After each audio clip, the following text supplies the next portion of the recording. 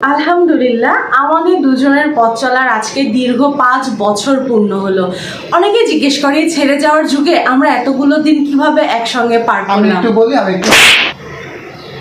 আমি বলছি না যে যখন আমি কথা বলবো তখন আমার কথার মধ্যে কথা বলবো না, একটা কথা কবে ভালো লাগে। যাই হোক, আসলে কি একসঙ্গে আপনি তখনই দীর্ঘ সময় পার করতে পারবেন যখন আপনারা একে অপরের প্রতি সম্মান দেখাবেন, একে অপরের কথার মূল্যায়ন করবেন, একে অপরকে বুঝবেন, বিশ্বাস করবেন।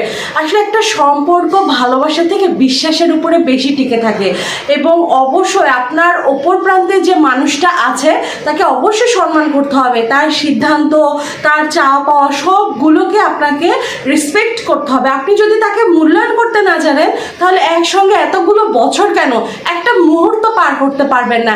ঠিক যেমন আমরা ভালোবেসে এতগুলো বছর পার করেছি, কারণ আমি ওর প্রত্যেক